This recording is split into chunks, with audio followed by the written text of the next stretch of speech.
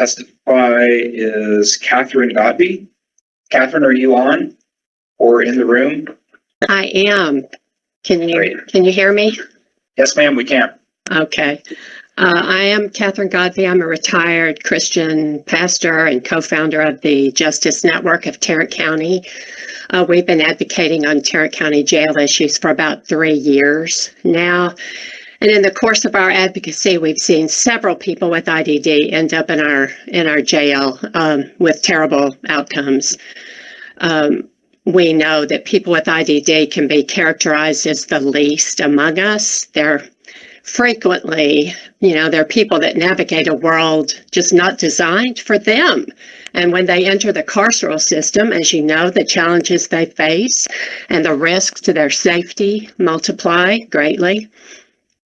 Sean Ferraccio, Kyrie Campbell, Gabriel Pignon from Tarrant County, they could not, they do not, and they will never understand what's happening to them inside a jail. Would you allow your 6-year-old child or your grandchild to spend even one night in jail? Of course you would not. You would never do that. And yet we see our MHMR being very comfortable allowing people with IDD to languish in jail for months on end. So what does this say about us? I'll tell you one thing it says. We are utterly failing the most fundamental test of justice, and it points to a moral bankruptcy. Besides Sean, 5 other people with IDD are currently waiting in our jail for civil commitment transfer to an SSLC. And from what we heard in this committee last year, we know that the largest number of transfers to SSLCs is happening from jails and then from group homes. The latest forensic report shows a clear trend of rising forensic commitments of people with IDD. MHMR is putting people in inappropriate care settings where they're criminalized for their disability. Criminalized for having a disability. People with IDD are entitled to placement in an SSLC. So why is that not the first thing that's offered to them? Why are IDD families never informed about this option?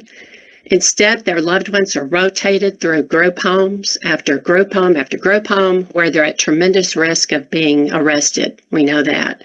And once in jail, everybody washes their hands and blames the state for not having enough beds. But how would the state and our lawmakers know to create more beds if MHMR is not recommending that? I know that in your heart, you cannot be comfortable with institutionalizing people with IDD in our jails. So I'm urging you to do the right thing. Recommend expanding SSLCs. Let's transform them into centers of excellence. Plus, we need more crisis respite and crisis stabilization units so that no one with IDD ever ends up in jail. No human being is disposable. Thank you. Thank you for your testimony.